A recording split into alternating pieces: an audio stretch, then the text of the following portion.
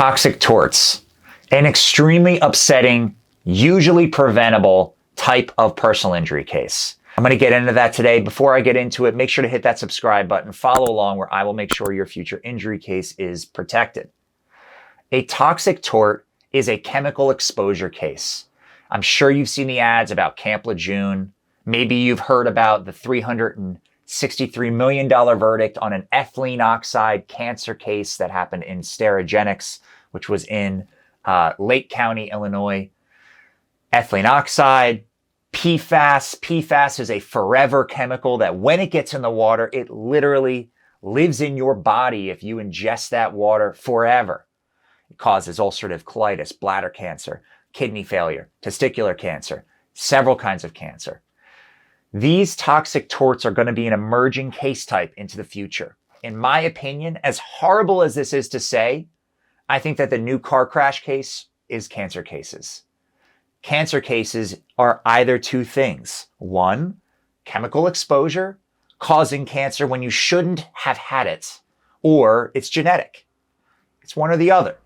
Either you got breast cancer because your grandmother had breast cancer and you have the bronchial gene, or you didn't and you have breast cancer. So how does somebody who's not genetically exposed to a gene that says you are more likely to get cancer? It's because they were exposed to something they shouldn't have been. In several parts of the country, there are what are called cancer clusters happening, where companies are releasing a chemical called ethylene oxide. Now, I represent several people in Allentown, Pennsylvania, for a B-bron cancer situation where several people have cancer because a chemical called ethylene oxide was released into the air, causing a cancer cluster of breast and blood cancer. Now, these kinds of pockets of cancer are popping up all over the country, and toxic torts give people an avenue to recover for their preventable injuries, just like they can recover if they get rear-ended in a car accident. But for whatever reason, the education is just not out there that if you have cancer, there's a chance that it was preventable. Why is it that we just accept our fate if we have cancer and say, you know what, this was completely out of my hands? No, it should upset you that companies put profits over safety, expose you, your family members, your children to toxic chemicals so that they can save a little bit of money when they could have gotten rid of these toxic chemicals in a safer way. I am of the opinion that there is always a safer way to get rid of your chemicals. In the instance of B-bron, as soon as they had their first complaint filed against them, not in 2015 when the EPA said, you are causing cancer for this area. It took 2020 when the first complaint was filed against them for put the multi-million-dollar scrubbers on their emission processes so that ethylene oxide wasn't airborne anymore. So for 20 years, because they knew that they could save a few million bucks, they'd rather cause cancer for an entire community than spend a little bit of money to protect the community. That's a prime example of a company putting profits above the safety of a community.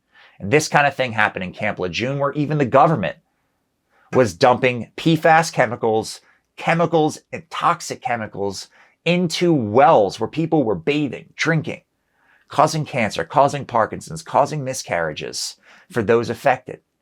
President Biden just recently signed in the PACT Act to protect people from this toxic tort so they can finally recover for their injuries. Now, this is an extremely upsetting type of case. Cancer is something that is bipartisan. Everybody who's affected by cancer knows how horrible it is. And know that if you were affected by cancer, there is a chance that it was from something in your life, whether within your control or outside of your control. If you smoke, you know you have a higher chance of lung cancer. But for a long time, people didn't even know that. So now, if you smoke, yes, you have a high chance of lung cancer. If you don't smoke and you have lung cancer and you live near an ethylene oxide cluster, it's safe to say that your cancer may be connected to that ethylene oxide.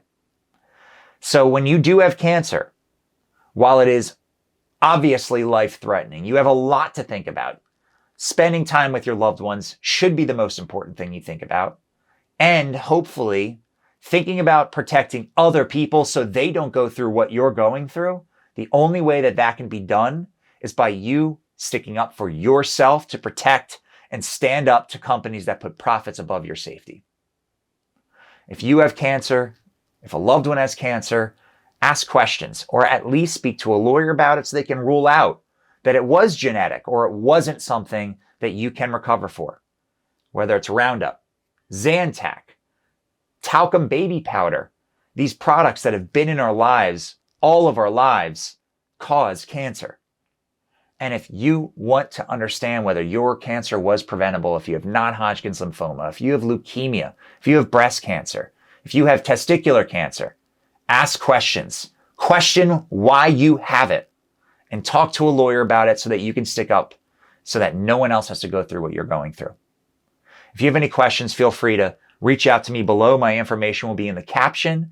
Make sure to hit that subscribe button where I will make sure your future injury case is protected. Thanks so much.